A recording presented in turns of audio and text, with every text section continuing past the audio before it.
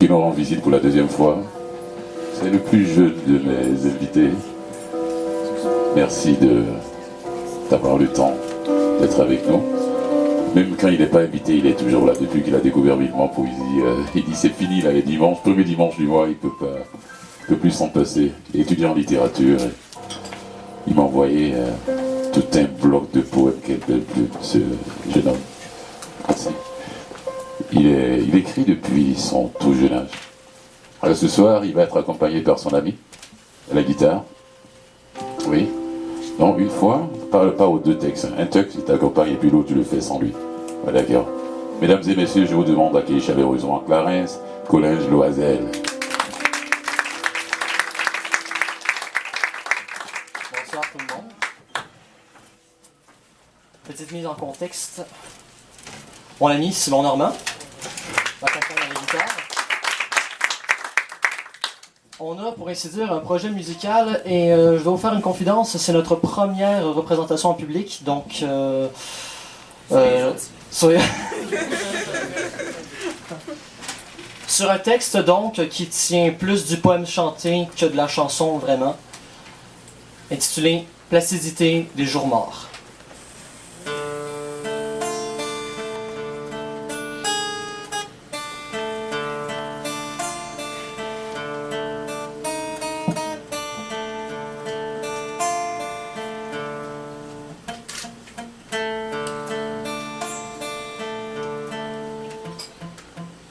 Vois. Comprends combien tout est noir.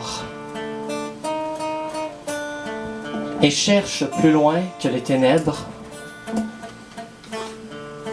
ton salut.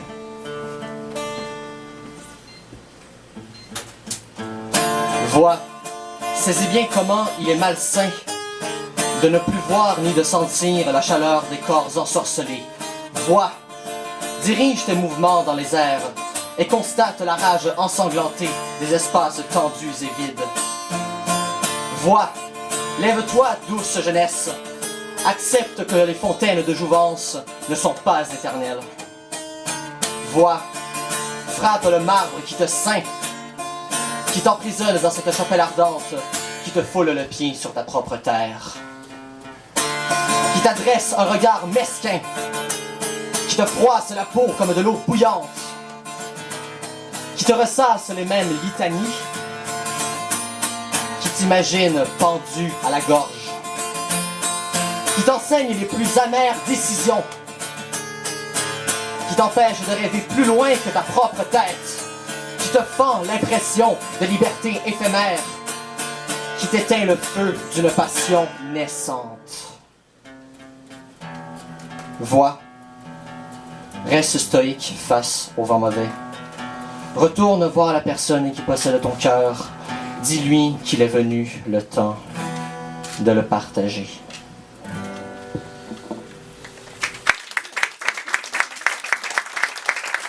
Merci. Merci Simon. Mesdames, messieurs, certains d'âge de la fougue, d'autres d'âge de la jeunesse, on est ici parce qu'on a déjà tous quelque chose en commun. C'est qu'on aime. Je viens des Basses-Laurentides, un lieu que je qualifierais de mensonger. Je regarde l'autre jour dans mon bottin téléphonique. Je cherche un café. Je me pointe à l'adresse, il n'existe plus. Je vais face à une rivière qu'on dit s'appeler la rivière des Mille Îles. J'en compte à peine 50. On présente les Basses-Laurentides comme étant l'endroit où commence la grande forêt laurentienne. Chez moi, il y a 3 mélèzes qui pleurent toutes les épines de leur corps et un sapin ployé, vert. Mais on y rencontre des gens authentiques. Et parmi eux, des poètes. J'en ai rencontré un qui revenait tout juste du sud. La rive sud. Il m'a parlé. Et moi étant maraudeur qui collectionne les mémoires, voici ce qu'il m'a raconté. Je ne me souviens que de toi. Entre tous mes voyages s'expose au zénith un moment empli de réminiscences. Toutes portent un nom unique. Elles fleurissent comme pensées à l'orée d'une forêt ouverte, pareille à celle que j'ai plantée devant notre fenêtre, pour taire à nos yeux les rumeurs urbaines. Le vert des émeraudes sylvestres sera toujours plus apaisant que le cramoisi des briques. J'ai cueilli dans le bleu des alluvions les ondes de nous deux, les échos que l'on pratique dans nos soupirs, et voulant faire un héritage de notre vécu secret, je leur ai donné un cadre où sans cesse elles s'esquissent, jamais ne laissant de se faire plus aérienne. Chaque seconde, confinées dans une encre à l'air libre, on ne saurait les méprendre. Elles n'ont pas l'immobilité des papillons momifiés, mais l'énergie de leur couleur extraterrestre. Leur étrange majesté contenue dans un mutisme éloquent lorsqu'on s'attarde qu'aux images qu'elles enserrent. Les sons sont pour nous deux. Ils ne sont pas de notre légende. La légende est notre photographie, gravée dans nos ondes souvenirs. Nos voix, elles, sont inscrites sur notre tombe. Merci.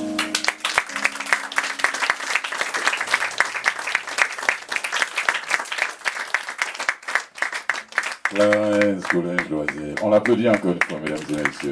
Merci. Wow. Merci. On va continuer avec une dame, une habituée de Vivement Poésie, qui vient, qui lit, qui chante, chanteuse lyrique.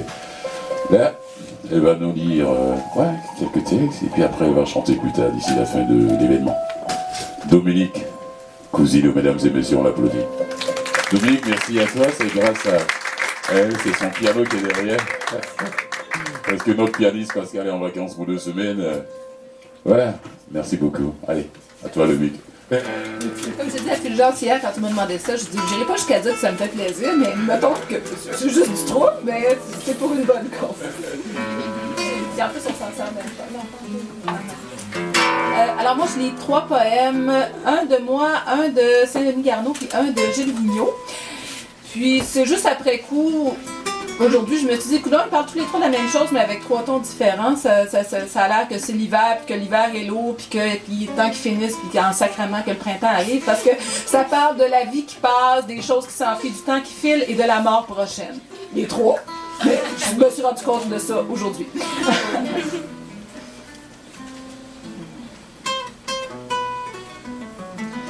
Une perle échappée qui tombe dans les marches. Une bouée au loin avalée par les vagues. Ces courants de nuages qui se croisent et s'enroulent.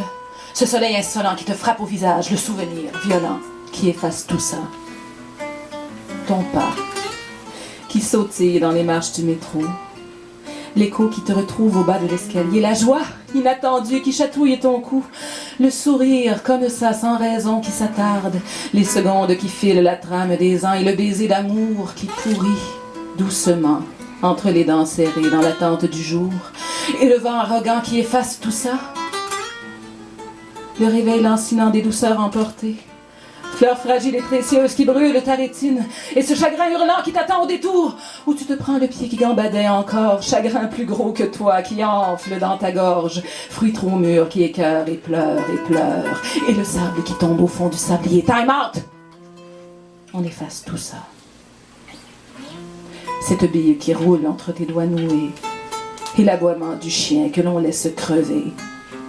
L'indifférence au fond qu'on n'a jamais usée. Cette île en sa mer d'huile où glisse le pavé qui ne fait pas de vagues après qu'on l'ait lancé. Time out.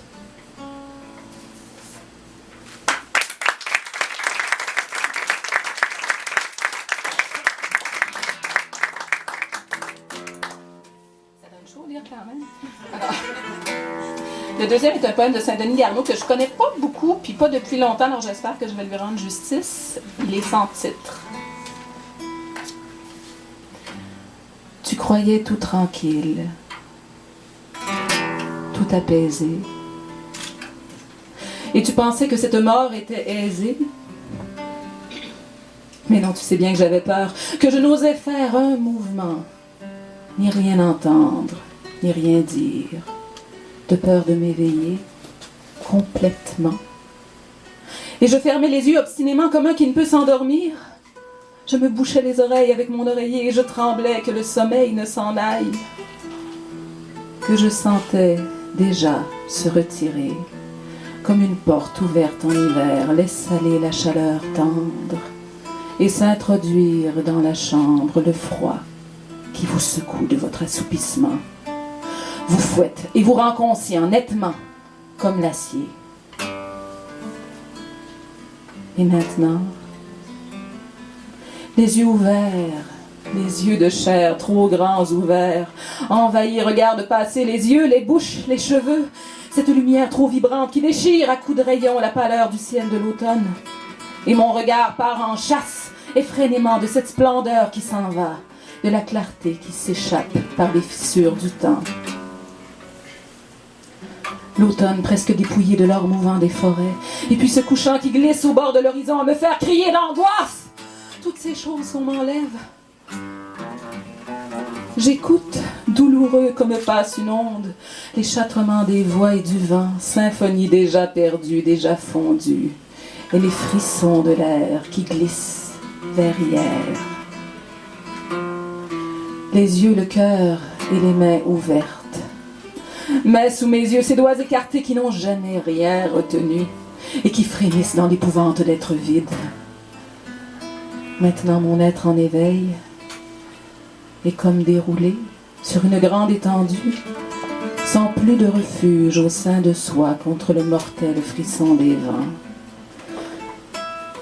Et mon cœur charnel est ouvert comme une plaie, d'où s'échappe au torrent du désir mon sang distribué aux 4 points cardinaux.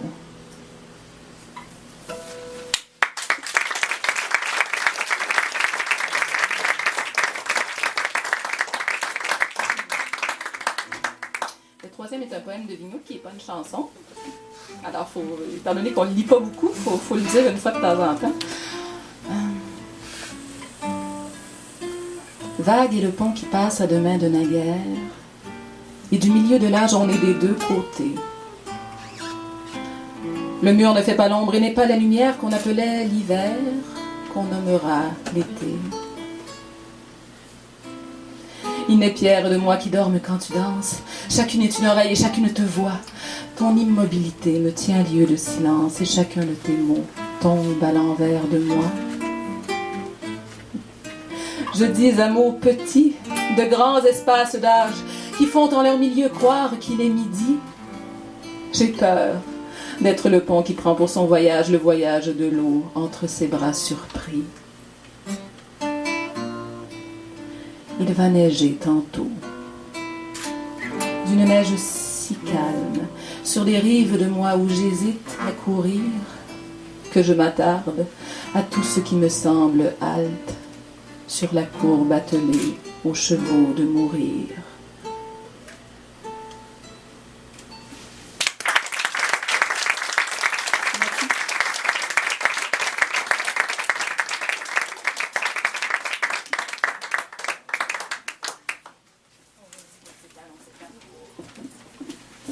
Dominique Cousineau, accompagné de Éric Bernard. On les applaudit encore une fois, s'il vous plaît, mesdames et messieurs. Merci. Éric, qui a déjà sorti 3 albums, quelques exemplaires en arrière. J'ai la chance de les voir en spectacle. C'est un grand musicien. Et malheureusement, il n'a pas le temps de venir nous voir souvent ici à Vivement Poésie. Voilà, d'accord, merci Éric. Voilà, j'aime bien ce que tu fais aussi. Voilà. Tu nous parles de ton prochain spectacle. On va continuer avec quelqu'un qui écrit voilà, quand l'inspiration lui vient, il a ses temps perdus. Romain Baralis réalise des courts-métrages, écrit par ses soins. Voilà, faisait également parallèlement de la magie du théâtre, qui a fait théâtre pendant quelques années. Romain, tu es prêt?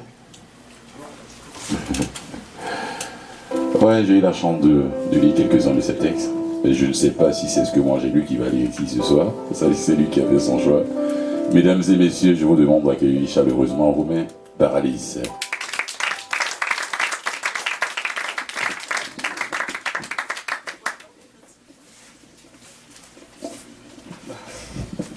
Merci Fulgence.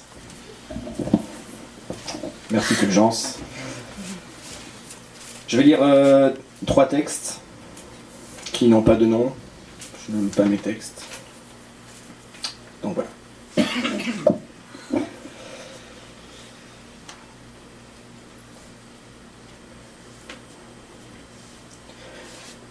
L'espace est trop creux et mon esprit est trop lâche pour dépecer un peu cette attardée d'envie et lui donner le geste pour mordre dans la tâche qui par le feu d'assédie m'est toujours interdit.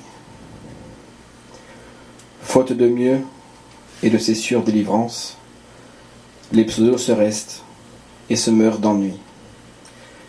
Ils n'ont nulle autre grotte que celle trop immense qui englobe allées lentes des parois infinies.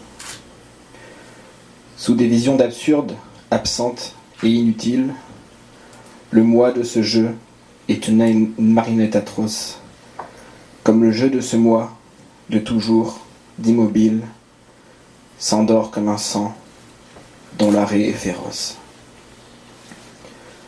Il y a peu de modèles pour définir un pensant.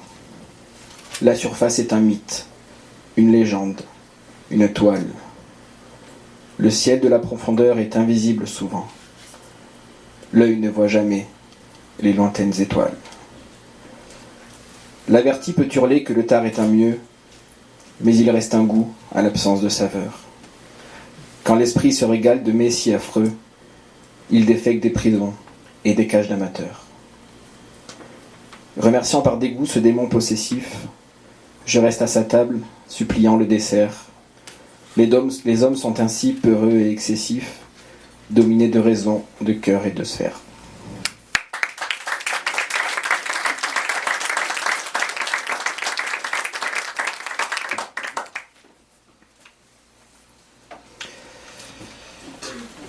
Il n'y a qu'à voir ce que je renvoie, comme l'effet miroir d'un autre constat.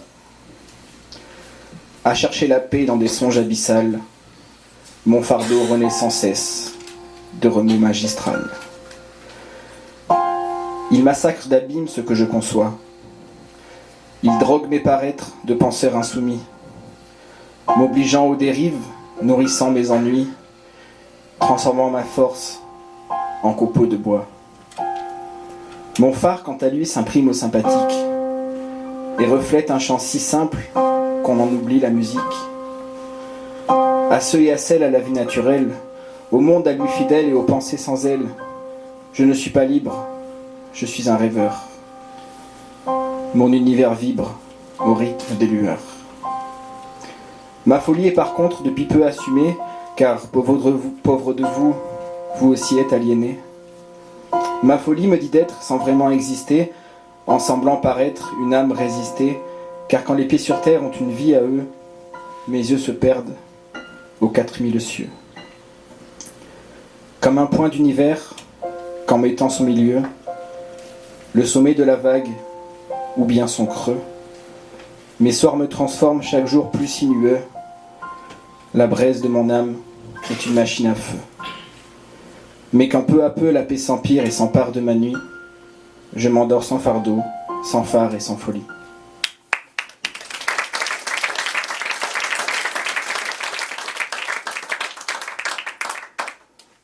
Et le dernier.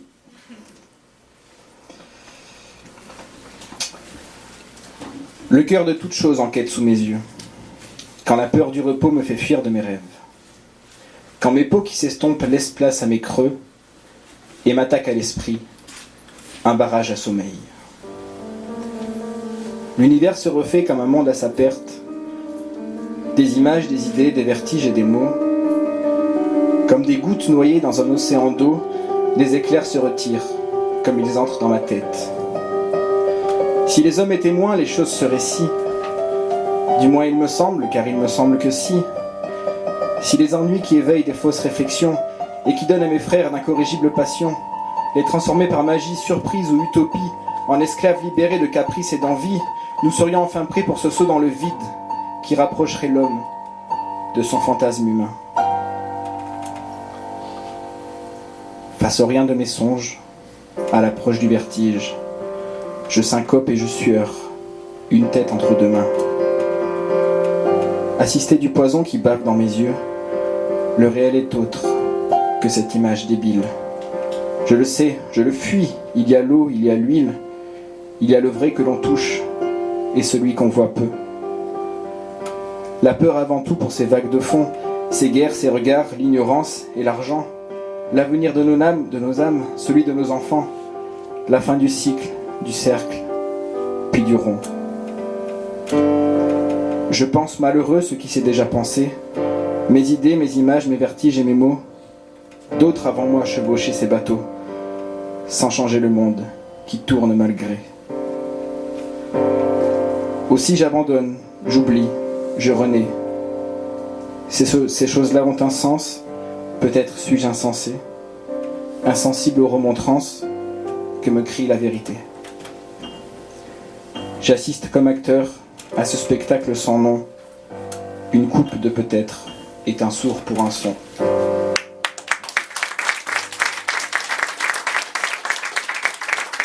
Romain Paradis. Merci beaucoup, Romain. Waouh. Merci pour une première lecture en public comme ça. Et bravo, on applaudit encore une fois, s'il vous plaît. Merci.